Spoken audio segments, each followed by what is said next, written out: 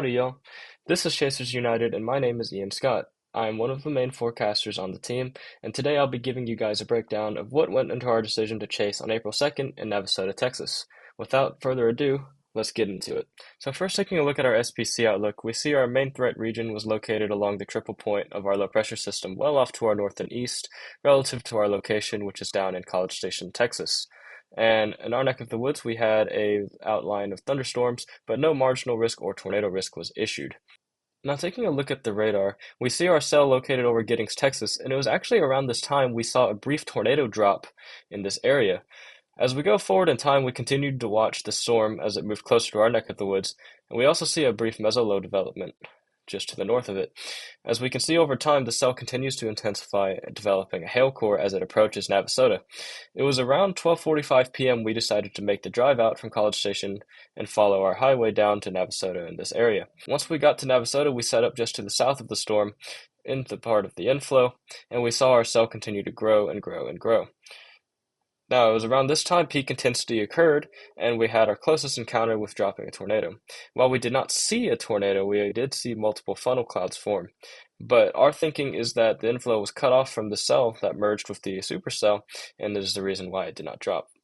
Now, as time progressed, we did stay on the cell, hoping that we would see it be able to reorganize itself, but over time we see that it eventually linearizes and runs into more onshore flow and convection. Now, when making our decision to go out and chase or not, we looked at the environment out ahead of the storm and saw very good instability values of upwards of 1,000 to 2,000 joules of CAPE ahead of the storm.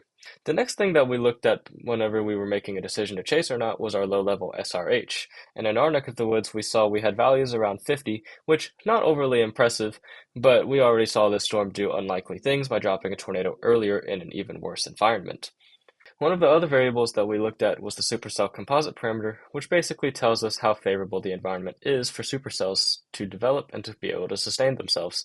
As we can see in our area, we had SCP values of around 3 to 4, meaning that the supercell would be able to sustain itself barring it runs into more convection. Now let's get into the footage and see what we got. What's up, Chaser community? We on the road here. We got Ian and Adam out here with me, Brian, and we are looking at a rotating cloud over here, a big, scary looking mesocyclone.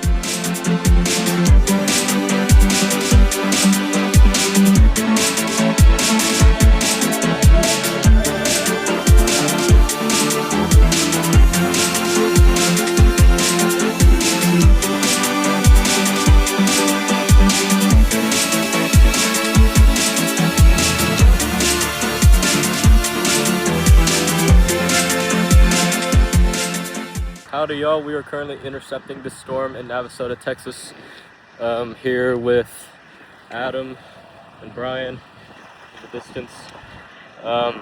We made a very last-second decision to chase because we saw a supercell advancing east-northeastward at 20 knots, about 30 minutes from our Texas A&M campus. We've witnessed the cell not have a severe thunderstorm warning or a tornado warning because of the rotation still being broad, but we have seen very good inflow, and the storm is definitely surface-based as of now.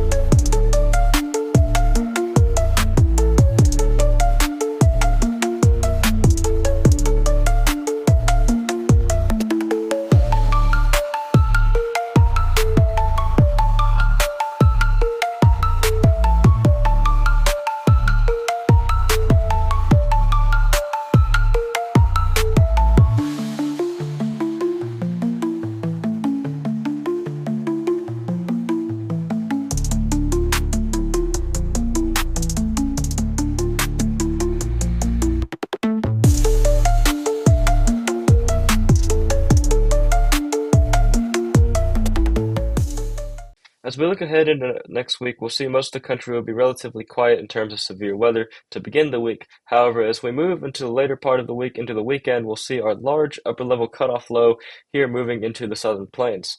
This will enhance our severe weather risk across the southern plains for an extended period of time through the middle and probably later part of the month. However, we'll discuss more about this in our video on Monday. That'll be all for today's video. If you enjoyed it, be sure to leave a comment down below and let us know what you would like to see out of this channel.